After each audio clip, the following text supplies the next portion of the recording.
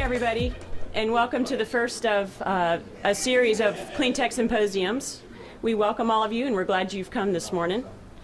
This is the first of a series of symposium events that are being put together by Orange County to focus on the clean tech sector, and with a particular focus on economic development efforts therein. Well, the economy's slipped into recession, most certainly, and I think that makes the mission of what we've all gathered here to do today that much more urgent. The importance of diversifying the economy to continue to grow various sectors will allow us to endure not only the current downturn but future downturns. And I think that's one of the great things about being part of this clean tech initiative is it is the next big thing, I think, for Orlando. The clean tech study is basically a primer, a starting point, a benchmark document that all of us are going to collaborate on and produce, and it'll be something of a starting point to launch us into this economic development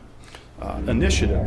This is truly very important for technology leadership because we really see the future of Florida and in some work that we're doing as really an innovation economy. That's where the future is going to be, and if Florida wants to compete and be a global leader, we're going to have to shift our mindset to be a player on the innovation, knowledge-based economy.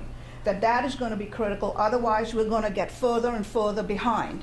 And so it's in that framework of the innovation economy that this whole clean energy, clean tech area plays an even more important role. We did some competitive landscape analysis as well, and we found that, there's a lot of action out there.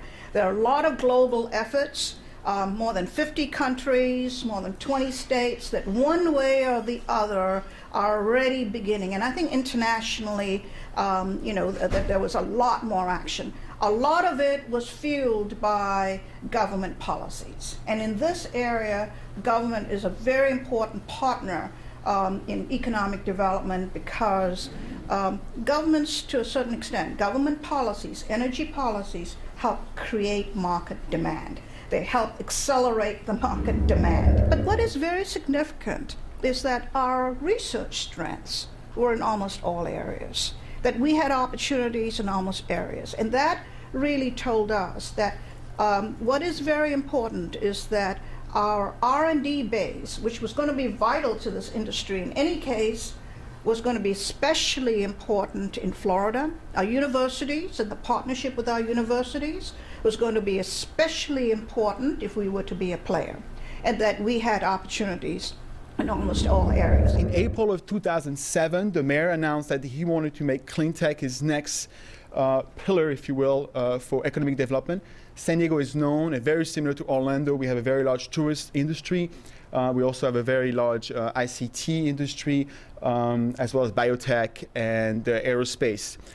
So he thought clean tech would be the next frontier, and I was actually hired to helping do that. The benchmark study is looking at 6 cities: Austin, Texas, Boston, Portland, Sacramento, San Francisco, and Seattle.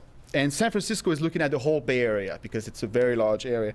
And so far what we find is these are pretty much leading hub for clean tech. But what's interesting is they all are pretty much developing an infrastructure for clean tech.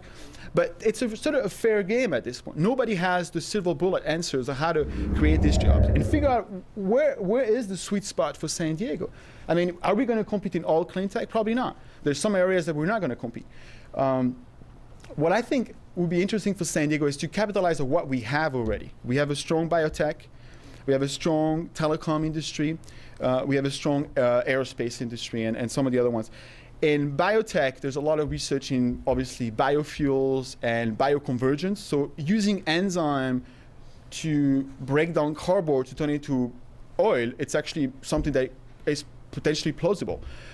In telecommunication, low power sensor technology is a huge market that is being looked into in green buildings and infrastructure. So a lot of interest in there. So I think there's going to be a lot of crossover with this industry. Most importantly, in terms of what the future of what Planar is about, this is our corporate headquarters. And when we talk about economic development and we talk about retaining and growing companies, the corporate headquarters is where the action is, and that's where the focus needs to be, is building companies locally. You don't move corporate headquarters, you build corporate headquarters from scratch. You take small companies that are coming out of the university or out of different locations, and you put resources into them from the community, from the outside world, and you help grow those companies and be successful.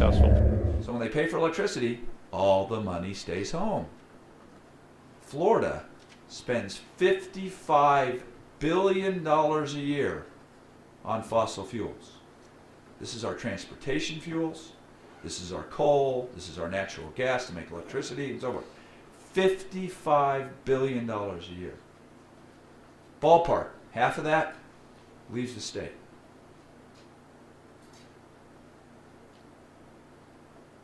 Think about that. That's a lot of money. And I think the economists in the crowd will tell me that, yeah, roughly if you keep the money here, it actually develops, what, 2 to 3 times the value of the actual dollars you keep here. Okay, so roughly 55 billion, 27 billion is money that we ship out of the state, multiplied by 2 to 3. That's a lot of money. Okay, so it is important that we're clean. Okay, I'm more concerned about keeping the wealth here. Now, if you don't use energy at all, even if it's Florida's wonderful sun or biomass, okay, you keep the wealth here too. Because what are you doing? You're making an upfront capital purchase. Okay? You own it. It's yours. Now the value goes up, you keep it. When you buy energy, you just consume it. It's gone. Right? Some things to think about.